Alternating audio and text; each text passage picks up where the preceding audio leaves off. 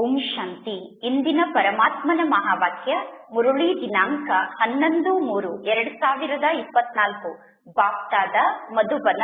ಮಧುರ ಮಕ್ಕಳೇ, ಪರಮಾತ್ಮ ತಂದೆ ಮತ್ತು ಮಕ್ಕಳ ಕರ್ತವ್ಯದಲ್ಲಿ ಯಾವ ಅಂತರ ಇದೆಯೋ ಆ ಅಂತರವನ್ನು ಗುರುತಿಸಿ. ಪರಮಾತ್ಮ ತಂದೆ ಮಕ್ಕಳ ಜೊತೆಗೆ ಆಟವನ್ನು ಆಡಬಹುದು, ಆದರೆ ಪರಮಾತ್ಮ ತಂದೆ ಮಕ್ಕಳ ಜೊತೆಗೆ ಊಟವನ್ನು ಮಾಡಲು ಸಾಧ್ಯ ಇಲ್ಲ. ಇಂದಿನ ಪ್ರಶ್ನೆಯಾಗಿದೆ, ಸತ್ಯ ಸಂಘ ನಮ್ಮನ್ನು ತೇಲಿಸುತ್ತದೆ, ಕೆಟ್ಟ ಸಂಘ ನಮ್ಮನ್ನು ಮುಳುಗಿಸುತ್ತದೆ ಅನ್ನುವ ಶಬ್ದದ ಭಾವಾರ್ಥ ಏನಾಗಿದೆ? ಉತ್ತರ, ನೀವೀಗ ಸತ್ಯ ತಂದೆಯ ಸಂಘದಲ್ಲಿ ಇದ್ದೀರಾ. ಅಂದರೆ ಪರಮಾತ್ಮ ತಂದೆಯ ಜೊತೆಗೆ ನೀವು ಬುದ್ಧಿಯೋಗವನ್ನು ಜೋಡಣೆ ಮಾಡುತ್ತೀರಾ. ತಂದೆಯ ಜೊತೆಗೆ ಬುದ್ಧಿಯೋಗವನ್ನು ಜೋಡಣೆ ಮಾಡಿ ನೀವು ಪಾರಾಗಿ ಬಿಡುತ್ತೀರಾ. ನಂತರ ನಿಧಾನವಾಗಿ ನೀವು ಕೆಟ್ಟವರ ಸಂಘದಲ್ಲಿ ಬರುತ್ತೀರಾ, ಅಂದರೆ ದೇಹದ ಸಂಘದಲ್ಲಿ ಬರುತ್ತೀರಾ. ಆಗ ನೀವು ಕೆಳಗಡೆ ಇಳಿಯುತ್ತಾ ಹೋಗುತ್ತೀರಾ, ಏಕೆಂದರೆ ಸಂಘದ ಬಣ್ಣ ಅವಶ್ಯವಾಗಿ ಹತ್ತುತ್ತದೆ. ಆದ್ದರಿಂದ ಸತ್ಯ ಸಂಘ ನಮ್ಮನ್ನು ತೇಲಿಸುತ್ತದೆ, ಕೆಟ್ಟ ಸಂಘ ನಮ್ಮನ್ನು ಮುಳುಗಿಸುತ್ತದೆ ಎಂದು ಹೇಳಲಾಗುತ್ತದೆ. ನೀವೀಗ ದೇಹ ಸಹಿತ ದೇಹದ ಎಲ್ಲಾ ಸಂಬಂಧವನ್ನು ಮರೆತು ಒಬ್ಬ ತಂದೆಯ ಸಂಘದಲ್ಲಿ ಇರಬೇಕು. ಅಂದರೆ ಒಬ್ಬ ತಂದೆಯನ್ನೇ ನೆನಪು ಮಾಡಬೇಕು. ಆಗ ನೀವು ಪರಮಾತ್ಮ ತಂದೆಯ ಸಮಾನ ಪಾವನ ಆಗುತ್ತೀರಾ. ಓಂ ಶಾಂತಿ. ಈಗ ಇಲ್ಲಿ ಮಕ್ಕಳಿಗೋಸ್ಕರ 2 ಪ್ರಕಾರದ ಕ್ಲಾಸ್ ನಡೆಯುತ್ತದೆ. ಇದು ಕೂಡ ಬಹಳ ಒಳ್ಳೆಯ ಮಾತೆಯಾಗಿದೆ. 1ನೇ ಪ್ರಕಾರದ ಕ್ಲಾಸ್ ಅಂದರೆ ನೆನಪಿನ ಯಾತ್ರೆಯಾಗಿದೆ. ನೆನಪಿನ ಯಾತ್ರೆಯ ಮೂಲಕ ನಿಮ್ಮ ಪಾಪ ನಾಶ ಆಗುತ್ತದೆ, ಆತ್ಮ ಪವಿತ್ರ ಆಗುತ್ತದೆ. ಮತ್ತು 2ನೇ ಪ್ರಕಾರದ ಕ್ಲಾಸ್ ಅಂದರೆ ಜ್ಞಾನದ ಕ್ಲಾಸ್ ಆಗಿದೆ. ಜ್ಞಾನ ಅಂತೂ ಬಹಳ ಸಹಜ ಆಗಿದೆ. ಜ್ಞಾನದ ಶಿಕ್ಷಣವನ್ನು ಕಲಿಯುವ ಮಾತಿನಲ್ಲಿ ಯಾವುದೇ ಪ್ರಕಾರದ ಪರಿಶ್ರಮ ಇಲ್ಲ.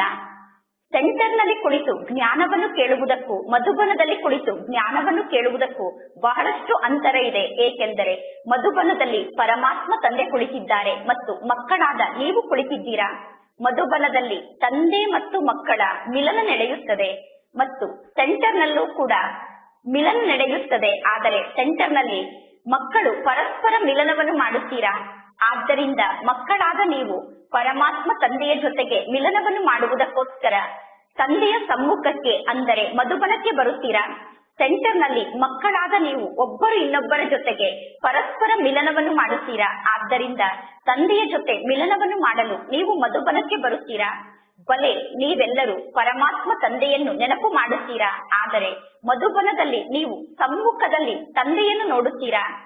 ಸಮ್ಮುಖದಲ್ಲಿ ತಂದೆಯನ್ನು ನೋಡಿದಾಗ ಬಾಬಾ, ನಾನು ನಿಮ್ಮ ಜೊತೆಗೇ ಕುಳಿತುಕೊಳ್ಳುತ್ತೇನೆ, ನಿಮ್ಮ ಜೊತೆಗೇ ಮಾತನಾಡುತ್ತೇನೆ, ನಿಮ್ಮ ಜೊತೆಗೆ ಊಟವನ್ನು ಮಾಡುತ್ತೇನೆ, ನಿಮ್ಮ ಜೊತೆಗೆ ಎಲ್ಲಾ ಕಾರ್ಯವನ್ನು ಮಾಡುತ್ತೇನೆ ಎಂದು ಸಮ್ಮುಖದಲ್ಲಿ ತಂದೆಯನ್ನು ನೋಡಿ ಹೇಳುತ್ತೀರಾ. ಪರಮಾತ್ಮ ತಂದೆ ತಿಳಿಸಿದ್ದಾರೆ, ತಂದೆ ಮತ್ತು ಮಕ್ಕಳ ಕರ್ತವ್ಯದಲ್ಲಿ ಬಹಳಷ್ಟು ಅಂತರ ಇದೆ. ನೀವೇ ವಿಚಾರ ಮಾಡಿ, ಬ್ರಹ್ಮನ ತನುವಿನ ಮೂಲಕ ಪರಮಾತ್ಮ ತಂದೆ ಯಾವ ಪಾತ್ರವನ್ನು ಅಭಿನಯ ಮಾಡುತ್ತಾರೆ ಎಂದು, ಮತ್ತು ರಥ ಆದಂತಹ ಬ್ರಹ್ಮ ತಂದೆ ಯಾವ ಪಾತ್ರವನ್ನು ಅಭಿನಯ ಮಾಡುತ್ತಾರೆ. ಪರಮಾತ್ಮ ತಂದೆ ರಥ ಆದಂತಹ ಬ್ರಹ್ಮನ ತನುವಿನ ಮೂಲಕ ಮಕ್ಕಳ ಜೊತೆಗೆ ಆಟವನ್ನು ಆಡಬಹುದೇ? ಹೌದು, ಪರಮಾತ್ಮ ತಂದೆ ಬ್ರಹ್ಮನ ತನುವಿನ ಮೂಲಕ ಮಕ್ಕಳ ಜೊತೆಗೆ ಆಟವನ್ನು ಆಡಬಹುದು. ನೀವೆಲ್ಲರೂ ಹೇಳುತ್ತೀರಾ, ಪರಮಾತ್ಮ ತಂದೆ ನಾವು ನಿಮ್ಮ ಜೊತೆಗೆ ಕುಳಿತುಕೊಳ್ಳುತ್ತೇವೆ, ನಿಮ್ಮ ಜೊತೆಗೆ ಊಟವನ್ನು ಮಾಡುತ್ತೇವೆ, ನಿಮ್ಮ ಜೊತೆಗೆ ಆಟವನ್ನು ಆಡುತ್ತೇವೆ ಎಂದು. ಪರಮಾತ್ಮ ತಂದೆ ಸ್ವಯಂ ಹೇಳುತ್ತಾರೆ, ನಾನಂತೂ ಊಟವನ್ನು ಮಾಡುವುದಿಲ್ಲ, ಮಕ್ಕಳ ಜೊತೆಗೆ ನಾನು ಆಟವನ್ನು ಆಡುತ್ತೇನೆ, ಮಕ್ಕಳ ಜೊತೆಗೆ ನಾನು ಜಿಗಿಯುತ್ತೇನೆ. ಪರಮಾತ್ಮ ತಂದೆ ಸ್ವಯಂ ತಿಳಿದುಕೊಂಡಿದ್ದಾರೆ. ಬ್ರಹ್ಮ ತಂದೆ ಕೂಡ ಮಕ್ಕಳ ಜೊತೆಗೆ ಆಟವನ್ನು ಆಡುತ್ತಾರೆ ಮತ್ತು ಶಿವ ತಂದೆ ಕೂಡ ಮಕ್ಕಳ ಜೊತೆಗೆ ಆಟವನ್ನು ಆಡುತ್ತಾರೆ. ಬಾಪ್ತಾದ ಇಬ್ಬರೂ ಕೂಡ ಮಕ್ಕಳ ಜೊತೆಗೆ ಆಟವನ್ನು ಆಡುತ್ತಾರೆ. ನೀವೆಲ್ಲರೂ ಹೇಳುತ್ತೀರಾ, ಇಲ್ಲಿ ನಾವು ಎಲ್ಲಾ ಕಾರ್ಯವನ್ನು ಪರಮಾತ್ಮ ತಂದೆಯ ಜೊತೆಗೇ ಮಾಡುತ್ತೇವೆ ಎಂದು. ಏಕೆಂದರೆ ಪರಮಾತ್ಮ ತಂದೆ ಸರ್ವಶ್ರೇಷ್ಠ ಟೀಚರ್ ಆಗಿದ್ದಾರೆ. ಟೀಚರ್ನ ಕೆಲಸ ಆಗಿದೆ ಮಕ್ಕಳನ್ನು ಖುಷಿಪಡಿಸುವುದು. ಇಂಡೋರ್ ಗೇಮ್ ಕೂಡ ನಡೆಯುತ್ತದೆ. ಕೆಲವೊಂದು ಆಟವನ್ನು ಮನೆಯ ಒಳಗಡೆ ಆಡುತ್ತಾರೆ. ಈ ಸಮಯದಲ್ಲಿ ವಿಭಿನ್ನ ಪ್ರಕಾರದ ಆಟಗಳು ಹುಟ್ಟಿಕೊಂಡಿದೆ. ಭಿನ್ನ ಪ್ರಕಾರದ ಆಟವನ್ನು ಜನ ಆಡುತ್ತಾರೆ. ಎಲ್ಲಾ ಆಟಕ್ಕಿಂತ ಬಹಳಷ್ಟು ಪ್ರಸಿದ್ಧವಾದ ಆಟ ಅಂದರೆ ಪಗಡೆಯ ಆಟ ಆಗಿದೆ. ಆ ಪಗಡೆಯ ಆಟದ ಬಗ್ಗೆ ಮಹಾಭಾರತದಲ್ಲಿ ವರ್ಣನೆ ಇದೆ. ಆದರೆ ಅದನ್ನು ಜೂಜಿನ ರೂಪದಲ್ಲಿ ಆಡುತ್ತಾರೆ. ಜೂಜಾಡುವವರನ್ನು ಪೊಲೀಸರು ಕೂಡ ಹಿಡಿಯುತ್ತಾರೆ. ಇದೆಲ್ಲ ಭಕ್ತಿ ಮಾರ್ಗದ ಪುಸ್ತಕದ ಮಾತಾಗಿದೆ. ಭಕ್ತಿ ಮಾರ್ಗದ ಪುಸ್ತಕದ ಮೂಲಕ ಇಂತಹ ಮಾತುಗಳು ಹುಟ್ಟಿಕೊಂಡಿದೆ.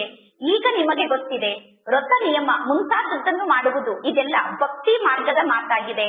ನೀರನ್ನು ಕುಡಿಯದೆ ನಿರ್ಜಲ ಸ್ಥಿತಿಯಲ್ಲಿ ಸ್ಥಿತ ಆಗುವುದು, ಊಟವನ್ನು ಮಾಡದೇ ಇರುವುದು, ನೀರನ್ನು ಕುಡಿಯದೇ ಇರುವುದು, ಇದೆಲ್ಲ ಭಕ್ತಿ ಮಾರ್ಗದ ಮಾತಾಗಿದೆ. ಕೆಲವರು ಊಟವನ್ನು ಮಾಡದೆ ನೀರನ್ನು ಕುಡಿಯದೆ ವ್ರತವನ್ನು ಮಾಡುತ್ತಾರೆ. ಒಂದು ವೇಳೆ ಭಕ್ತಿ ಮಾರ್ಗದಲ್ಲಿ ವ್ರತ ನಿಯಮದ ಮೂಲಕ ಪ್ರಾಪ್ತಿ ಸಿಕ್ಕರೂ ಕೂಡ ಅದು ಅಲ್ಪಕಾಲದ ಪ್ರಾಪ್ತಿಯಾಗಿದೆ. ಈಗ ಮಕ್ಕಳಿಗೆ ಪರಮಾತ್ಮ ತಂದೆ ಎಲ್ಲಾ ಜ್ಞಾನದ ಮಾತಿನ ಬಗ್ಗೆ ತಿಳಿಸುತ್ತಿದ್ದಾರೆ. ಭಕ್ತಿ ಮಾರ್ಗದಲ್ಲಿ ನೀವು ಬಹಳಷ್ಟು ಪೆಟ್ಟನ್ನು ತಿನ್ನುತ್ತೀರಾ. ಜ್ಞಾನದ ಮಾರ್ಗ ಅಂದರೆ ಸುಖದ ಮಾರ್ಗ ಆಗಿದೆ. ನೀವೀಗ ಅರ್ಥ ಮಾಡಿಕೊಂಡಿದ್ದೀರಾ, ನಾವು ಪರಮಾತ್ಮ ತಂದೆಯ ಮೂಲಕ ಸುಖದ ಆಸ್ತಿಯನ್ನು ಪಡೆದುಕೊಳ್ಳುತ್ತಿದ್ದೇವೆ ಎಂದು. ಭಕ್ತಿ ಮಾರ್ಗದಲ್ಲಿ ಒಬ್ಬ ತಂದೆಯನ್ನು ನಾವು ನೆನಪು ಮಾಡಬೇಕಾಗುತ್ತದೆ. ಒಬ್ಬ ತಂದೆಯ ಪೂಜೆಗೆ ಅವ್ಯಭಿಚಾರಿ ಪೂಜೆ ಎಂದು ಕರೆಯಲಾಗುತ್ತದೆ. ಒಬ್ಬ ತಂದೆಯ ಅವ್ಯಭಿಚಾರಿ ಪೂಜೆಯನ್ನು ಮಾಡುವುದು ಕೂಡ ಒಳ್ಳೆಯ ಮಾತೇ ಆಗಿದೆ. ಭಕ್ತಿಯಲ್ಲಿ ಸತೋ ರಜೋ ತಮೋ ಅನ್ನುವ 3 ಪ್ರಕಾರದ ಭಕ್ತಿ ಇರುತ್ತದೆ. ಎಲ್ಲಾ ಪ್ರಕಾರದ ಭಕ್ತಿಗಿಂತ ಸರ್ವಶ್ರೇಷ್ಠ ಸತೋ ಪ್ರಧಾನ ಭಕ್ತಿ ಅಂದರೆ ಶಿವತಂದೆಯ ಭಕ್ತಿಯನ್ನು ಮಾಡುವುದಾಗಿದೆ. ಶಿವತಂದೆ ಬಂದು ಎಲ್ಲಾ ಮಕ್ಕಳನ್ನು ಸುಖಧಾಮಕ್ಕೆ ಕರೆದುಕೊಂಡು ಹೋಗುತ್ತಾರೆ. ಅಂದ ಮೇಲೆ ಪರಮಾತ್ಮ ತಂದೆ ಎಲ್ಲರಿಗಿಂತ ಜಾಸ್ತಿ ಮಕ್ಕಳ ಸೇವೆಯನ್ನು ಮಾಡುತ್ತಾರೆ. ಮಕ್ಕಳನ್ನು ಪರಮಾತ್ಮ ತಂದೆ ಪಾವನ ಆತ್ಮರನ್ನಾಗಿ ಮಾಡುತ್ತಾರೆ. ಆದ್ದರಿಂದ ಎಲ್ಲರೂ ಪರಮಾತ್ಮ ತಂದೆಯನ್ನು ಕೂಗಿ ಕರೆಯುತ್ತಾರೆ. ಪುನಃ ಹೇಳುತ್ತಾರೆ, ಪರಮಾತ್ಮ ತಂದೆ ಕಲ್ಲಿನಲ್ಲಿ ಇದ್ದಾರೆ, ಮಣ್ಣಿನಲ್ಲಿ ಇದ್ದಾರೆ ಎಂದು. ಪರಮಾತ್ಮ ತಂದೆ ಕಲ್ಲಿನಲ್ಲಿ ಇದ್ದಾರೆ, ಮಣ್ಣಿನಲ್ಲಿ ಇದ್ದಾರೆ ಎಂದು ಹೇಳುವುದು ನಾವು ಪರಮಾತ್ಮ ತಂದೆಗೆ ನಿಂದನೆಯನ್ನು ಮಾಡಿದಂತೆ. ಈಗ ಮಕ್ಕಳಿಗೆ ಬೇಹದ್ದಿನ ತಂದೆಯ ಮೂಲಕ ರಾಜ್ಯಭಾಗ್ಯ ಪ್ರಾಪ್ತಿಯಾಗಿದೆ. ಅಂದ ಮೇಲೆ ತಂದೆಯ ಮೂಲಕ ಅವಶ್ಯವಾಗಿ ಮಕ್ಕಳಿಗೆ ರಾಜ್ಯಭಾಗ್ಯ ಸಿಗಲೇಬೇಕು. ನಿಮ್ಮ ಈ ಜ್ಞಾನ ಭಿನ್ನವಾದ ಜ್ಞಾನ ಆಗಿದೆ. ಭಕ್ತಿ ಕೂಡ ಬೇರೆ ಆಗಿದೆ, ಜ್ಞಾನವೇ ಬೇರೆ ಆಗಿದೆ. ರಾಮ ರಾಜ್ಯ ಮತ್ತು ರಾವಣ ರಾಜ್ಯ ಹೇಗೆ ಇರುತ್ತದೆ ಅನ್ನುವುದನ್ನು ನೀವೀಗ ನಂಬರ್ ವಾರ್ ಪುರುಷಾರ್ಥದ ಅನುಸಾರ ಅರ್ಥ ಮಾಡಿಕೊಂಡಿದ್ದೀರಾ. ಆದ್ದರಿಂದ ನೀವು ಪಾಂಪ್ಲೆಂಟ್ ಮುಂತಾದದನ್ನು ಪ್ರಿಂಟ್ ಮಾಡಿಸುತ್ತೀರಾ. ಏಕೆಂದರೆ ಮನುಷ್ಯರಿಗೆ ಸತ್ಯ ಜ್ಞಾನವನ್ನು ನಾವೀಗ ತಿಳಿಸಬೇಕಾಗಿದೆ. ನಿಮ್ಮ ಬಳಿ ಇರುವಂತಹ ಎಲ್ಲಾ ಮಾತು ಸತ್ಯ ಮಾತಾಗಿದೆ. ಈಗ ಮಕ್ಕಳಾದ ನೀವು ಸೇವೆಯನ್ನು ಮಾಡಬೇಕು. ಬಹಳಷ್ಟು ಸೇವೆ ಇದೆ. ಸೇವೆಯನ್ನು ಮಾಡುವುದಕ್ಕೋಸ್ಕರ ಈ ಬ್ಯಾಡ್ಜ್ ಎಷ್ಟು ಒಳ್ಳೆಯ ಸಾಧನ ಆಗಿದೆ. ಈ ಬ್ಯಾಡ್ಜ್ ಎಲ್ಲಾ ಶಾಸ್ತ್ರಕ್ಕಿಂತ ಬಹಳ ದೊಡ್ಡ ಶಾಸ್ತ್ರ ಆಗಿದೆ. ಆದರೆ ಇದೆಲ್ಲ ಜ್ಞಾನದ ಮಾತಾಗಿದೆ. ಈಗ ನೀವು ಜ್ಞಾನದ ಮಾತಿನ ಬಗ್ಗೆ ಎಲ್ಲರಿಗೂ ತಿಳಿಸಬೇಕು. ನೆನಪಿನ ಯಾತ್ರೆಯೇ ಬೇರೆ ಆಗಿದೆ, ಜ್ಞಾನವೇ ಬೇರೆ ಆಗಿದೆ. ನೆನಪಿನ ಯಾತ್ರೆಗೆ ಅಜಪ ಜಪ ಎಂದು ಕರೆಯಲಾಗುತ್ತದೆ. ಇಲ್ಲಿ ನೀವು ಯಾವುದೇ ಪ್ರಕಾರದ ಜಪವನ್ನು ಮಾಡಬಾರದು. ಆಂತರ್ಯದಲ್ಲೇ ಶಿವ ಶಿವ ಎಂದು ಹೇಳುತ್ತಾ ನೀವೀಗ ಜಪವನ್ನು ಮಾಡುವ ಅವಶ್ಯಕತೆ ಇಲ್ಲ. ನೀವೀಗ ಕೇವಲ ಒಬ್ಬ ತಂದೆಯನ್ನು ನೆನಪು ಮಾಡಬೇಕು. ನಿಮಗೆ ಗೊತ್ತಿದೆ, ಶಿವ ತಂದೆ ನಮಗೆ ತಂದೆ ಆಗಿದ್ದಾರೆ. ಆತ್ಮರಾದ ನಾವು ಶಿವ ತಂದೆಗೆ ಸಂತಾನರಾಗಿದ್ದೇವೆ. ಪರಮಾತ್ಮ ತಂದೆ ಸಮ್ಮುಖದಲ್ಲಿ ಬಂದು ತಿಳಿಸುತ್ತಾರೆ, ನಾನು ಪತಿತ ಪಾವನ ಆಗಿದ್ದೇನೆ. ನಾನು ಕಲ್ಪ ಕಲ್ಪದಲ್ಲೂ ನಿಮ್ಮನ್ನು ಪಾವನ ಮಾಡಲು ಬರುತ್ತೇನೆ. ದೇಹ ಸಹಿತ ದೇಹದ ಎಲ್ಲಾ ಸಂಬಂಧವನ್ನು ತ್ಯಾಗ ಮಾಡಿ ಸ್ವಯಂವನ್ನು ನೀವು ಆತ್ಮ ಎಂದು ತಿಳಿದುಕೊಳ್ಳಿ. ಆತ್ಮರಾದ ನೀವು ತಂದೆಯಾದ ನನ್ನನ್ನು ನೆನಪು ಮಾಡಿ, ಆಗ ನೀವು ಪಾವನ ಆಗುತ್ತೀರಾ. ನಿಮ್ಮನ್ನು ಪತಿತರಿಂದ ಪಾವನರನ್ನಾಗಿ ಮಾಡುವುದೇ ನನ್ನ ಪಾತ್ರ ಆಗಿದೆ ಎಂದು ಪರಮಾತ್ಮ ತಂದೆ ತಿಳಿಸುತ್ತಾರೆ. ಇದು ಬುದ್ಧಿಯೋಗದ ಮಾತಾಗಿದೆ. ಅಥವಾ ನೀವೀಗ ತಂದೆಯ ಜೊತೆ ಸಂಘವನ್ನು ಜೋಡಣೆ ಮಾಡಿದ್ದೀರಾ. ಸಂಘದ ಬಣ್ಣ ಅವಶ್ಯವಾಗಿ ಹತ್ತುತ್ತದೆ. ಆದ್ದರಿಂದ ಒಳ್ಳೆಯ ಸಂಘ ನಮ್ಮನ್ನು ಸೇವಿಸುತ್ತದೆ, ಕೆಟ್ಟ ಸಂಘ ನಮ್ಮನ್ನು ಮುಳುಗಿಸುತ್ತದೆ ಎಂದು ಹೇಳಲಾಗುತ್ತದೆ. ಪರಮಾತ್ಮ ತಂದೆಯ ಜೊತೆಗೆ ಬುದ್ಧಿಯೋಗವನ್ನು ಜೋಡಣೆ ಮಾಡುವ ಕಾರಣ ನೀವೀಗ ಪಾರಾಗುತ್ತೀರಾ. ನಂತರ ನಿಧಾನವಾಗಿ ನೀವು ಕೆಳಗಡೆ ಇಳಿಯಲು ಪ್ರಾರಂಭ ಮಾಡುತ್ತೀರಾ. ಆದ್ದರಿಂದ ಗಾಯನವನ್ನು ಮಾಡಲಾಗುತ್ತದೆ, ಸತ್ಯ ತಂದೆಯ ಸಂಘ ನಮ್ಮನ್ನು ತೇಲಿಸುತ್ತದೆ ಎಂದು. ಭಕ್ತಿ ಮಾರ್ಗದಲ್ಲಿ ಯಾರಿಗೂ ಈ ಶಬ್ದದ ಅರ್ಥ ಗೊತ್ತಿಲ್ಲ. ಈಗ ನೀವು ಅರ್ಥ ಮಾಡಿಕೊಂಡಿದ್ದೀರಾ. ಆತ್ಮರಾದ ನಾವು ಪತಿತರಾಗಿದ್ದೇವೆ. ಪತಿತರಾದಂತಹ ನಾವು ಪರಮಾತ್ಮ ತಂದೆಯ ಜೊತೆಗೆ ಬುದ್ಧಿಯೋಗವನ್ನು ಜೋಡಣೆ ಮಾಡಿ ಪಾವನ ಆಗುತ್ತೇವೆ. ಪಾವನ ತಂದೆಯ ಜೊತೆಗೆ ಬುದ್ಧಿಯೋಗವನ್ನು ಜೋಡಣೆ ಮಾಡಿದರೆ ನಾವು ಪಾವನ ಆತ್ಮರಾಗುತ್ತೇವೆ. ಆತ್ಮ ಪರಮಾತ್ಮ ತಂದೆಯನ್ನು ನೆನಪು ಮಾಡುತ್ತದೆ. ಆತ್ಮಕ್ಕೆ ಪರಮಾತ್ಮ ತಂದೆಯ ನೆನಪು ಬರುತ್ತದೆ. ಯಾವಾಗ ಆತ್ಮ ಪವಿತ್ರ ಆಗುತ್ತದೆಯೋ ಆಗ ಶರೀರ ಕೂಡ ಪವಿತ್ರ ಆಗುತ್ತದೆ. ಮೊದಲು ಆತ್ಮ ಸತ್ಯ ಚಿನ್ನ ಆಗಬೇಕು. ಅದಕ್ಕೋಸ್ಕರ ನೆನಪಿನ ಯಾತ್ರೆಯೇ ಮುಖ್ಯ ಆಗಿದೆ. ಇಲ್ಲಿ ನೆನಪಿನ ಯಾತ್ರೆ ಇದೆ. ಯೋಗದ ಅಗ್ನಿಯ ಮೂಲಕ ವಿಕರ್ಮ ಭಸ್ಮ ಆಗುತ್ತದೆ. ಯೋಗದ ಅಗ್ನಿಯ ಮೂಲಕ ಕಲ್ಮಶ ಸಮಾಪ್ತಿಯಾಗುತ್ತದೆ. ನಿಮಗೆ ಗೊತ್ತಿದೆ, ಸತ್ಯುಗ ಹೊಸ ಜಗತ್ತಾಗಿದೆ. ಹೊಸ ಜಗತ್ತಿನಲ್ಲಿ ನಾವು ಪವಿತ್ರರಾಗಿದ್ದೆವು, ಸಂಪೂರ್ಣ ನಿರ್ವಿಕಾರಿಗಳಾಗಿದ್ದೆವು, 16 ಕಲಾ ಸಂಪೂರ್ಣರಾಗಿದ್ದೆವು. ಈಗ ನಮ್ಮಲ್ಲಿ ಯಾವ ಕಲೆಯೂ ಇಲ್ಲ. ಇದಕ್ಕೆ ರಾಹುವಿನ ಗ್ರಹಣ ಎಂದು ಕರೆಯಲಾಗುತ್ತದೆ. ಈಗ ಇಡೀ ಜಗತ್ತಿಗೆ ರಾಹುವಿನ ಗ್ರಹಣ ಹಿಡಿದಿದೆ. ಅದರಲ್ಲೂ ವಿಶೇಷವಾಗಿ ಭಾರತಕ್ಕೆ ರಾಹುವಿನ ಗ್ರಹಣ ಹಿಡಿದಿದೆ. ಎಲ್ಲರ ತನು ಕೂಡ ಕಪ್ಪಾಗಿದೆ, ಅಂದ ಮೇಲೆ ಮನಸ್ಸು ಕೂಡ ಕಪ್ಪಾಗಿದೆ. ಈಗ ಈ ಕಣ್ಣಿನಿಂದ ನೀವು ಏನೆಲ್ಲವನ್ನು ನೋಡುತ್ತಿದ್ದೀರೋ ಅದೆಲ್ಲವೂ ಕಪ್ಪಾಗಿದೆ, ಅಂದರೆ ತಮೋ ಪ್ರಧಾನ ಆಗಿದೆ. ಯಥಾ ರಾಜಾರಾಣಿ ತಥಾ ಪ್ರಜಾ, ಎಲ್ಲರೂ ಕಪ್ಪಾಗಿ ಬಿಟ್ಟಿದ್ದಾರೆ. ಶ್ಯಾಮ ಸುಂದರ ಅನ್ನುವ ಶಬ್ದದ ಅರ್ಥವನ್ನು ಜಗತ್ತಿನಲ್ಲಿ ಯಾರೂ ತಿಳಿದುಕೊಂಡಿಲ್ಲ. ಮನುಷ್ಯರು ಎಷ್ಟೊಂದು ಹೆಸರನ್ನು ಇಟ್ಟುಕೊಂಡಿದ್ದಾರೆ, ಮನುಷ್ಯರಿಗೆ ಎಷ್ಟೊಂದು ಪ್ರಕಾರದ ಹೆಸರನ್ನು ಇಡಲಾಗಿದೆ. ಈಗ ಪರಮಾತ್ಮ ತಂದೆ ಬಂದು ಒಂದೊಂದು ಶಬ್ದದ ಅರ್ಥವನ್ನು ತಿಳಿಸಿದ್ದಾರೆ. ಮೊದಲು ನೀವೇ ಸುಂದರರಾಗಿದ್ದೀರಿ, ನಂತರ ನೀವೇ ಶ್ಯಾಮ ಆಗುತ್ತೀರಾ, ಅಂದರೆ ಕಪ್ಪಾಗುತ್ತೀರಾ. ಜ್ಞಾನ ಚಿತೆಯ ಮೇಲೆ ಕುಳಿತು ನೀವು ಸುಂದರರಾಗುತ್ತೀರಾ. ಪುನಃ ನೀವು ಕಾಮ ಚಿತೆಯ ಮೇಲೆ ಕುಳಿತು ಕಪ್ಪು ಆತ್ಮರಾಗಿ ಬಿಡುತ್ತೀರಾ. ನೀವೀಗ ಶ್ಯಾಮ ಆಗಿದ್ದೀರಾ. ಶ್ಯಾಮ ಆದಂತಹ ನೀವು ಪುನಃ ಸುಂದರ ಆಗಬೇಕು, ನಂತರ ಸುಂದರ ಆತ್ಮರಾದಂತಹ ನೀವು ಪುನಃ ಶ್ಯಾಮ ಆಗುತ್ತೀರಾ. ಪರಮಾತ್ಮ ತಂದೆ ಆತ್ಮರಿಗೆ ಶ್ಯಾಮ ಸುಂದರ ಅನ್ನುವ ಶಬ್ದದ ಅರ್ಥವನ್ನು ತಿಳಿಸಿದ್ದಾರೆ. ಈಗ ಆತ್ಮರಾದ ನೀವು ಒಬ್ಬ ತಂದೆಯನ್ನೇ ನೆನಪು ಮಾಡುತ್ತೀರಾ. ನಾನು ಬಿಂದು ಆಗಿದ್ದೇನೆ ಅನ್ನುವ ಮಾತು ನಿಮ್ಮ ಬುದ್ಧಿಯಲ್ಲಿ ಧಾರಣೆ ಆಗಿದೆ. ಆತ್ಮನಾದ ನಾನು ಬಿಂದು ರೂಪದಲ್ಲಿ ಇದ್ದೇನೆ ಅನ್ನುವ ಜ್ಞಾನ ನಿಮ್ಮ ಬುದ್ಧಿಯಲ್ಲಿ ಇದೆ. ಇದಕ್ಕೆ ಆತ್ಮದ ಅನುಭೂತಿ ಎಂದು ಕರೆಯಲಾಗುತ್ತದೆ. ನಂತರ ನೋಡುವುದಕ್ಕೋಸ್ಕರ ಅಂತರ್ಚಕ್ಷು ಇದೆ. ಈಗ ನಾವು ಅಂತರ್ಚಕ್ಷುವಿನ ಮೂಲಕ, ಜ್ಞಾನದ ನೇತ್ರದ ಮೂಲಕ ಎಲ್ಲವನ್ನು ನೋಡಬೇಕು. ಇದೆಲ್ಲ ಅರ್ಥ ಮಾಡಿಕೊಳ್ಳುವಂತಹ ಜ್ಞಾನದ ಮಾತಾಗಿದೆ. ಆತ್ಮದ ಬಗ್ಗೆ ನಾವೀಗ ಅರ್ಥ ಮಾಡಿಕೊಳ್ಳಬೇಕು. ನಾನು ಆತ್ಮ ಆಗಿದ್ದೇನೆ, ಇದು ನನ್ನ ಶರೀರ ಆಗಿದೆ. ಆತ್ಮನಾದ ನಾನು ಈ ಸಾಕಾರ ಜಗತ್ತಿಗೆ ಬಂದು ಇಲ್ಲಿ ಶರೀರವನ್ನು ಧಾರಣೆ ಮಾಡಿಕೊಂಡು ಪಾತ್ರವನ್ನು ಅಭಿನಯ ಮಾಡುತ್ತೇನೆ. ಮೊಟ್ಟ ಮೊದಲು ನಾಟಕದ ಪ್ಲಾನ್ ಅನುಸಾರ ಆತ್ಮನಾದ ನಾನು ಈ ಸೃಷ್ಟಿಗೆ ಬರುತ್ತೇನೆ. ಎಲ್ಲರೂ ಆತ್ಮರಾಗಿದ್ದಾರೆ. ಕೆಲವು ಆತ್ಮರು ಬಹಳ ಸಮಯದವರೆಗೂ ಪಾತ್ರವನ್ನು ಮಾಡುತ್ತಾರೆ, ಕೆಲವರು ಕಡಿಮೆ ಸಮಯ ಪಾತ್ರವನ್ನು ಅಭಿನಯ ಮಾಡುತ್ತಾರೆ. ಇದು ಬಹಳ ದೊಡ್ಡ ಬೇಹದ್ದಿನ ನಾಟಕ ಆಗಿದೆ. ಎಲ್ಲರೂ ನಂಬರ್ ವಾರಾಗಿ ಈ ಸೃಷ್ಟಿಗೆ ಹೇಗೆ ಬರುತ್ತಾರೆ, ಎಲ್ಲರೂ ಹೇಗೆ ಪಾತ್ರವನ್ನು ಅಭಿನಯ ಮಾಡುತ್ತಾರೆ ಅನ್ನುವುದು ಈಗ ನಿಮಗೆ ಗೊತ್ತಿದೆ. ಮೊಟ್ಟ ಮೊದಲು ದೇವಿ ದೇವತಾ ಧರ್ಮದ ಮನೆತನ ಈ ಸೃಷ್ಟಿಯಲ್ಲಿ ಇರುತ್ತದೆ. ಈ ಜ್ಞಾನ ಈಗ ನಿಮಗೆ ಪ್ರಾಪ್ತಿಯಾಗಿದೆ. ಈ ಪುರುಷೋತ್ತಮ ಸಂಗಮ ಯುಗದಲ್ಲಿ ನೀವು ಈ ಜ್ಞಾನವನ್ನು ಪಡೆದುಕೊಳ್ಳುತ್ತೀರಾ. ನಂತರ ನಿಮಗೆ ಬೇರೆ ಯಾವ ಮಾತು ನೆನಪಿಗೆ ಬರುವುದಿಲ್ಲ. ಪರಮಾತ್ಮ ತಂದೆ ಸ್ವಯಂ ತಿಳಿಸುತ್ತಾರೆ. ನಂತರ ಈ ಜ್ಞಾನ ಪ್ರಾಯಲೋಪ ಆಗುತ್ತದೆ. ದೇವಿ ದೇವತಾ ಧರ್ಮ ಹೇಗೆ ಸ್ಥಾಪನೆ ಆಯಿತು ಅನ್ನುವುದು ಯಾರಿಗೂ ಗೊತ್ತಿಲ್ಲ.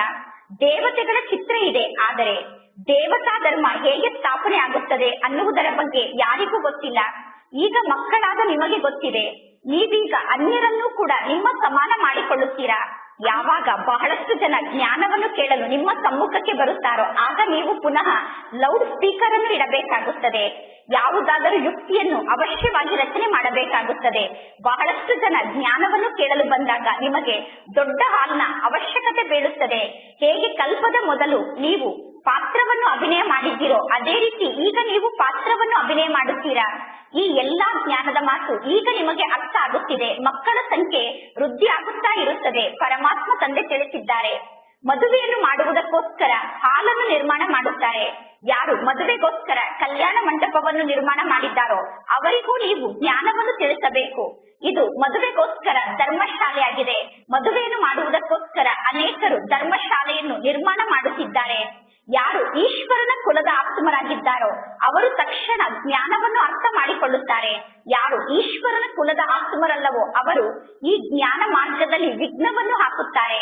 ಯಾರು ಈ ಕುಲದ ಆತ್ಮರಾಗಿದ್ದಾರೋ ಅವರು ನೀವು ಹೇಳುತ್ತಿರುವ ಮಾತು ಸತ್ಯ ಮಾತಾಗಿದೆ ಎಂದು ಒಪ್ಪಿಕೊಳ್ಳುತ್ತಾರೆ. ಯಾರು ದೇವತಾ ಧರ್ಮದ ಆತ್ಮರಲ್ಲವೋ ಅವರು ನಿಮ್ಮ ಜೊತೆಗೆ ಜಗಳವನ್ನು ಮಾಡುತ್ತಾರೆ. ಅವರು ಹೇಳುತ್ತಾರೆ ಅಪವಿತ್ರ ಆಗುವಂತಹ ಈ ಪದ್ಧತಿ ಈ ಜಗತ್ತಿನಲ್ಲಿ ಸದಾ ನಡೆಯುತ್ತಿದೆ ಎಂದು. ಈಗ ಇದು ಅಪವಿತ್ರ ಪ್ರವೃತ್ತಿ ಮಾರ್ಗ ಆಗಿದೆ. ಪುನಃ ಪರಮಾತ್ಮ ತಂದೆ ಎಲ್ಲರನ್ನೂ ಪಾವನರನ್ನಾಗಿ ಮಾಡುವುದಕ್ಕೋಸ್ಕರ ಈ ಸೃಷ್ಟಿಗೆ ಬಂದಿದ್ದಾರೆ. ನೀವೀಗ ಪವಿತ್ರತೆಯ ಮಾತಿನ ಕಡೆ ಬಹಳಷ್ಟು ಗಮನವನ್ನು ಕೊಡಬೇಕು. ನೀವು ಪವಿತ್ರತೆಯ ಮಾತಿನ ಕಡೆ ಬಹಳಷ್ಟು ಗಮನವನ್ನು ಕೊಡುತ್ತೀರಾ. ಆದ್ದರಿಂದ ನಿಮ್ಮ ಜೀವನದಲ್ಲಿ ವಿಭಿನ್ನ ಪ್ರಕಾರದ ವಿಘ್ನಗಳು ಬರುತ್ತದೆ. ಆಗಾಕ ಅನ್ನುವ ಗುರುವಿಗೆ ಎಷ್ಟೊಂದು ಗೌರವವನ್ನು ಕೊಡುತ್ತಾರೆ. ಪೋಪ್ಗೂ ಕೂಡ ಎಷ್ಟೊಂದು ಗೌರವ ಇದೆ. ನಿಮಗೆ ಗೊತ್ತಿದೆ ಪೋಪ್ ಬಂದು ಏನನ್ನು ಮಾಡುತ್ತಾರೆ ಎಂದು. ಅವರು ಲಕ್ಷಾಂತರ ಮದುವೆಯನ್ನು ಮಾಡಿಸುತ್ತಾರೆ. ಕೋಟ್ಯಾಂತರ ಜನರ ಮದುವೆಯನ್ನು ಮಾಡಿಸುತ್ತಾರೆ. ಅನೇಕರ ಮದುವೆ ನಡೆಯುತ್ತಿರುತ್ತದೆ. ಪೋಪ್ ಬಂದು ಅಲ್ಲಿ ಕಂಕಣವನ್ನು ಕಟ್ಟಿಸುತ್ತಾರೆ. ಪರಮಾತ್ಮ ತಂದೆ ತಿಳಿಸುತ್ತಾರೆ ಪೋಪ್ ಬಂದು ಕಂಕಣವನ್ನು ಕಟ್ಟುವುದು ಬಹಳಷ್ಟು ಗೌರವದ ಮಾತಾಗಿದೆ ಎಂದು ಜಗತ್ತಿನ ಜನ ತಿಳಿದುಕೊಂಡಿದ್ದಾರೆ. ಮಹಾತ್ಮರನ್ನು ಕೂಡ ಮದುವೆಯ ಸಮಯದಲ್ಲಿ ಎಲ್ಲರೂ ಕರೆಸುತ್ತಾರೆ. ಈ ಸಮಯದಲ್ಲಿ ಮಹಾತ್ಮರ ಮೂಲಕ ನಿಶ್ಚಿತಾರ್ಥವನ್ನು ಮಾಡಿಸಿಕೊಳ್ಳುತ್ತಾರೆ. ಪರಮಾತ್ಮ ತಂದೆ ತಿಳಿಸುತ್ತಾರೆ, ಕಾಮ ಮಹಾಶತ್ರು ಆಗಿದೆ. ಆದ್ದರಿಂದ ಪರಮಾತ್ಮ ತಂದೆ ಇಲ್ಲಿ ಮಕ್ಕಳಿಗೆ ಆಜ್ಞೆಯನ್ನು ನೀಡಿದ್ದಾರೆ. ನೀವೀಗ ಕಾಮ ಮಹಾಶತ್ರುವಿನ ಮೇಲೆ ವಿಜಯವನ್ನು ಪಡೆದುಕೊಳ್ಳಬೇಕು. ಕಾಮ ಮಹಾಶತ್ರುವಿನ ಮೇಲೆ ವಿಜಯವನ್ನು ಪಡೆದುಕೊಳ್ಳುವುದು ಚಿಕ್ಕಮ್ಮನ ಮನೆಗೆ ಹೋಗಿ ಬಂದಷ್ಟು ಸುಲಭ ಅಲ್ಲ. ಇಲ್ಲಿ ಜ್ಞಾನವನ್ನು ತಿಳಿಸಲು ನಿಮಗೆ ಬಹಳ ಒಳ್ಳೆಯ ಯುಕ್ತಿ ಗೊತ್ತಿರಬೇಕು. ಮುಂದೆ ಹೋದಂತೆ ನಿಧಾನವಾಗಿ ಎಲ್ಲರೂ ಜ್ಞಾನವನ್ನು ತಿಳಿದುಕೊಳ್ಳುತ್ತಾರೆ. ಆದಿ ಸನಾತನ ಹಿಂದೂ ಧರ್ಮದ ಆತ್ಮರಿಗೆ ನೀವು ಈ ಜ್ಞಾನವನ್ನು ತಿಳಿಸಬೇಕು. ಅವರು ತಕ್ಷಣ ಜ್ಞಾನವನ್ನು ಅರ್ಥ ಮಾಡಿಕೊಳ್ಳುತ್ತಾರೆ. ಅವಶ್ಯವಾಗಿ ಆದಿ ಸನಾತನ ದೇವಿ ದೇವತಾ ಧರ್ಮ ಇತ್ತು, ಹಿಂದೂ ಧರ್ಮ ಇರಲಿಲ್ಲ ಎಂದು ದೇವತಾ ಧರ್ಮದ ಆತ್ಮರಿಗೆ ತಕ್ಷಣ ಅರ್ಥ ಆಗುತ್ತದೆ. ಹೇಗೆ ನೀವು ಪರಮಾತ್ಮ ತಂದೆಯ ಮೂಲಕ ಜ್ಞಾನವನ್ನು ಅರ್ಥ ಮಾಡಿಕೊಂಡಿದ್ದೀರೋ ಅದೇ ರೀತಿ ಅನ್ಯರು ಕೂಡ ಜ್ಞಾನವನ್ನು ಅರ್ಥ ಮಾಡಿಕೊಂಡಾಗ ನಿಮ್ಮ ಸಂಖ್ಯೆ ವೃದ್ಧಿಯಾಗುತ್ತಾ ಹೋಗುತ್ತದೆ. ಈಗ ನಿಮಗೆ ಪರಮಾತ್ಮ ತಂದೆಯ ಬಗ್ಗೆ ಪಕ್ಕಾ ನಿಷ್ಠೆ ಇದೆ. ಇಲ್ಲಿ ದೈವಿ ವೃಕ್ಷದ ಕಸಿಯನ್ನು ಮಾಡಲಾಗುತ್ತಿದೆ. ಪರಮಾತ್ಮ ತಂದೆಯ ಶ್ರೀಮತದಂತೆ ನಡೆದು ಈಗ ನಾವು ದೇವತೆ ಆಗುತ್ತೇವೆ. ಹೊಸ ಜಗತ್ತಿನಲ್ಲಿ ನಿವಾಸವನ್ನು ಮಾಡುವಂತವರು ದೇವತೆಗಳಾಗಿದ್ದಾರೆ. ಮೊದಲು ಈ ಜ್ಞಾನದ ಬಗ್ಗೆ ನಮಗೂ ಕೂಡ ಗೊತ್ತಿರಲಿಲ್ಲ. ಪರಮಾತ್ಮ ತಂದೆ ಸಂಗಮ ಯುಗದಲ್ಲಿ ಬಂದು ನಮ್ಮನ್ನು ಸತ್ಯುಗಕ್ಕೆ ಟ್ರಾನ್ಸ್ಫರ್ ಮಾಡುತ್ತಾರೆ. ಮೊದಲು ಈ ಜ್ಞಾನ ನಮಗೆ ಸ್ವಲ್ಪ ಕೂಡ ಗೊತ್ತಿರಲಿಲ್ಲ. ಈಗ ನಿಮಗೆ ಗೊತ್ತಿದೆ. ಇದು ಸತ್ಯವಾದ ಪುರುಷೋತ್ತಮ ಸಂಗಮ ಯುಗ ಆಗಿದೆ. ಈ ಯುಗಕ್ಕೆ ಸತ್ಯವಾದ ಪುರುಷೋತ್ತಮ ಸಂಗಮ ಯುಗ ಎಂದು ಕರೆಯಲಾಗುತ್ತದೆ. ನಾವೀಗ ಪುರುಷೋತ್ತಮರಾಗುತ್ತಿದ್ದೇವೆ. ನೀವೀಗ ಎಷ್ಟು ಜಾಸ್ತಿ ಪುರುಷಾರ್ಥವನ್ನು ಮಾಡುತ್ತೀರೋ ಅಷ್ಟು ಪುರುಷೋತ್ತಮರಾಗುತ್ತೀರಾ. ಅಂದ ಮೇಲೆ ಪ್ರತಿಯೊಬ್ಬರು ನಿಮ್ಮ ಮನಸ್ಸನ್ನು ನೀವೇ ಕೇಳಿಕೊಳ್ಳಿ. ಶಾಲೆಯಲ್ಲಿ ಕೆಲವೊಂದು ಸಬ್ಜೆಕ್ಟ್ ನಲ್ಲಿ ಕೆಲವರು ಕಚ್ಚಾ ಇರುತ್ತಾರೆ. ಯಾರು ಯಾವ ಸಬ್ಜೆಕ್ಟ್ ನಲ್ಲಿ ಕಚ್ಚಾ ಇದ್ದಾರೋ ಅವರು ಆ ಸಬ್ಜೆಕ್ಟ್ ನಲ್ಲಿ ನಾನು ಫೇಲ್ ಆಗುತ್ತೇನೆ ಎಂದು ಅರ್ಥ ಮಾಡಿಕೊಂಡಿರುತ್ತಾರೆ. ಅದೇ ರೀತಿ ಇದು ಪಾಠಶಾಲೆಯಾಗಿದೆ ಅಥವಾ ಸ್ಕೂಲ್ ಆಗಿದೆ. ಗೀತಾ ಪಾಠಶಾಲೆ ಅನ್ನುವ ಹೆಸರು ಪ್ರಸಿದ್ಧ ಆಗಿದೆ. ಜಗತ್ತಿನ ಜನ ಗೀತಾ ಪಾಠಶಾಲೆ ಅನ್ನುವ ಹೆಸರನ್ನು ಸ್ವಲ್ಪ ಚೇಂಜ್ ಮಾಡಿದ್ದಾರೆ. ಸತ್ಯ ಗೀತೆ ಮತ್ತು ಅಸತ್ಯ ಗೀತೆ ಎಂದು ನೀವು ಬರೆಯುತ್ತೀರಾ. ಅಸತ್ಯ ಗೀತೆ ಅನ್ನುವ ಶಬ್ದವನ್ನು ಓದಿ ಜನ ಸಿಟ್ಟು ಮಾಡಿಕೊಳ್ಳುತ್ತಾರೆ. ಅಂದ ಮೇಲೆ ಅವಶ್ಯವಾಗಿ ಅವರು ಕಿರಿಕಿರಿ ಮಾಡುತ್ತಾರೆ. ಆದರೆ ಈ ಜ್ಞಾನ ಮಾರ್ಗದಲ್ಲಿ ಭಯಪಡುವ ಯಾವ ಮಾತು ಇಲ್ಲ. ಬಸ್ಸಿಗೆ ಬೆಂಕಿಯನ್ನು ಹಚ್ಚುವುದು, ಎಲ್ಲಾ ಕಡೆ ಬೆಂಕಿಯನ್ನು ಹಚ್ಚುವುದು ಈ ಸಮಯದ ಫ್ಯಾಷನ್ ಆಗಿದೆ. ಯಾರಿಗೆ ಯಾವ ಶಿಕ್ಷಣವನ್ನು ಕಲಿಸಿದ್ದಾರೋ ಅವರು ಅದೇ ಶಿಕ್ಷಣವನ್ನು ಕಲಿಸಿದ್ದಾರೆ. ಹಿಂದಿನ ಕಾಲಕ್ಕಿಂತ ಈ ಸಮಯದಲ್ಲಿ ಬಹಳಷ್ಟು ಶಿಕ್ಷಣವನ್ನು ಎಲ್ಲರೂ ಕಲಿಯುತ್ತಿದ್ದಾರೆ. ಎಲ್ಲರೂ ಸ್ಟ್ರೈಕ್ ಮುಂತಾದದ್ದನ್ನು ಮಾಡುತ್ತಿರುತ್ತಾರೆ. ಪ್ರತಿ ವರ್ಷ ಗೌರ್ಮೆಂಟ್ಗೆ ಬಹಳಷ್ಟು ನಷ್ಟ ಆಗುತ್ತದೆ. ಆದ್ದರಿಂದ ಗೌರ್ಮೆಂಟ್ ಟ್ಯಾಕ್ಸ್ ಅನ್ನು ಜಾಸ್ತಿ ಮಾಡುತ್ತಿರುತ್ತದೆ. ಒಂದು ದಿನ ಬ್ಯಾಂಕ್ ನಲ್ಲಿರುವಂತಹ ಎಲ್ಲರ ಖಜಾನೆಯನ್ನು ಗೌರ್ಮೆಂಟ್ ತೆಗೆದುಕೊಳ್ಳುತ್ತದೆ. ಗೌರ್ಮೆಂಟ್ ಒಂದು ದಿನ ಯಾರ ಬಳಿ ಜಾಸ್ತಿ ಆಹಾರ ಧಾನ್ಯ ಇದೆ ಎಂದು ಚೆಕ್ ಮಾಡುತ್ತದೆ.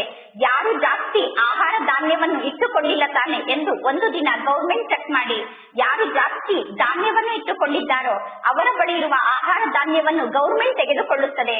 ಈ ಎಲ್ಲಾ ಮಾತಿನಿಂದ ನೀವೀಗ ಮುಕ್ತ ಆಗಿದ್ದೀರಾ. ನಿಮಗೋಸ್ಕರ ನೆನಪಿನ ಯಾತ್ರೆಯೇ ಮುಖ್ಯ ಮಾತಾಗಿದೆ. ಪರಮಾತ್ಮ ತಂದೆ ತಿಳಿಸುತ್ತಾರೆ, ಜಗತ್ತಿನ ಈ ಮಾತಿಗೂ ನನಗೂ ಸಂಬಂಧ ಇಲ್ಲ. ನಿಮಗೆ ಮಾರ್ಗವನ್ನು ತೋರಿಸುವುದು ಕೇವಲ ನನ್ನ ಕೆಲಸ ಆಗಿದೆ. ನಿಮ್ಮ ಜೀವನದ ಎಲ್ಲಾ ಪ್ರಕಾರದ ದುಃಖವನ್ನು ದೂರ ಮಾಡುವುದಕ್ಕೋಸ್ಕರ ನಿಮಗೆ ನಾನು ಮಾರ್ಗವನ್ನು ತೋರಿಸುತ್ತೇನೆ. ಈ ಸಮಯದಲ್ಲಿ ನಿಮ್ಮ ಕರ್ಮದ ಲೆಕ್ಕಾಚಾರ ಚುಕ್ತ ಆಗುತ್ತಾ ಇದೆ. ಪರಮಾತ್ಮ ತಂದೆ ತಿಳಿಸುತ್ತಾರೆ, ಇನ್ನು ಏನು ಕರ್ಮದ ಲೆಕ್ಕಾಚಾರ ಉಳಿದುಕೊಂಡಿದೆಯೋ ಆ ಕರ್ಮದ ಲೆಕ್ಕಾಚಾರ ಕಾಯಿಲೆಯ ಮೂಲಕ ಸಮಾಪ್ತಿಯಾಗುತ್ತದೆ. ಅಂತ್ಯದಲ್ಲಿ ಯಾರು ಈ ಜಗತ್ತಿನಲ್ಲಿ ಉಳಿದುಕೊಳ್ಳುತ್ತಾರೋ ಅವರು ತಮ್ಮ ಎಲ್ಲಾ ಕರ್ಮದ ಲೆಕ್ಕಾಚಾರವನ್ನು ಚುಕ್ತ ಮಾಡಿಕೊಳ್ಳಲೇಬೇಕು. ಕಾಯಿಲೆಯ ಮೂಲಕ ಕರ್ಮದ ಲೆಕ್ಕಾಚಾರ ಚುಕ್ತ ಆಗುವಾಗ ನೀವು ಭಯ ಪಡಬಾರದು. ಮನುಷ್ಯರು ಕಾಯಿಲೆ ಬಂದಾಗ ಭಗವಂತ ತಂದೆಯನ್ನು ನೆನಪು ಮಾಡುತ್ತಾರೆ. ಕಾಯಿಲೆ ಬಂದಾಗ ಮನುಷ್ಯರಿಗೆ ಎಲ್ಲರೂ ಭಗವಂತ ತಂದೆಯ ನೆನಪನ್ನು ಮಾಡಿಸುತ್ತಾರೆ. ನೀವು ಹಾಸ್ಪಿಟಲ್ಗೆ ಹೋಗಿ ಜ್ಞಾನವನ್ನು ನೀಡಬೇಕು. ನೀವು ಪರಮಾತ್ಮ ತಂದೆಯನ್ನು ನೆನಪು ಮಾಡಿ ಆಗ ನಿಮ್ಮ ವಿಕರ್ಮ ವಿನಾಶ ಆಗುತ್ತದೆ ಎಂದು ಹಾಸ್ಪಿಟಲ್ಗೆ ಹೋಗಿ ರೋಗಿಗಳಿಗೆ ನೀವು ಜ್ಞಾನವನ್ನು ನೀಡಬೇಕು. ಕೇವಲ ಇದೊಂದು ಜನ್ಮದ ಮಾತಲ್ಲ, ಭವಿಷ್ಯದ 21 ಜನ್ಮಕ್ಕೋಸ್ಕರ ನಿಮಗೆ ಎಂದೂ ಕಾಯಿಲೆ ಬರುವುದಿಲ್ಲ ಎಂದು ಪರಮಾತ್ಮ ತಂದೆ ಮಕ್ಕಳಿಗೆ ಗ್ಯಾರಂಟಿಯನ್ನು ನೀಡುತ್ತಿದ್ದಾರೆ. ಒಬ್ಬ ತಂದೆಯನ್ನು ನೆನಪು ಮಾಡಿದರೆ ನಿಮ್ಮ ಆಯಸ್ಸು ವೃದ್ಧಿಯಾಗುತ್ತದೆ. ಭಾರತದ ನಿವಾಸಿಗಳ ಆಯಸ್ಸು ದೀರ್ಘಾಯಸ್ಸಾಗಿತ್ತು. ಭಾರತದ ನಿವಾಸಿಗಳು ನಿರೋಗಿಯಾಗಿದ್ದರು. ಈಗ ಪರಮಾತ್ಮ ತಂದೆ ಮಕ್ಕಳಿಗೆ ಶ್ರೀಮತವನ್ನು ನೀಡುತ್ತಿದ್ದಾರೆ.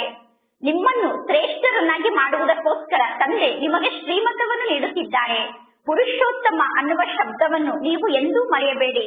ಪ್ರತಿ ಕಲ್ಪದಲ್ಲೂ ನೀವೇ ಪುರುಷೋತ್ತಮರಾಗುತ್ತೀರಾ. ಬೇರೆ ಯಾರು ಎಂದು ಈ ರೀತಿ ಹೇಳಲು ಸಾಧ್ಯ ಇಲ್ಲ. ಅಂದ ಮೇಲೆ ನೀವೀಗ ಈ ರೀತಿ ಬಹಳಷ್ಟು ಸೇವೆಯನ್ನು ಮಾಡಬಹುದು.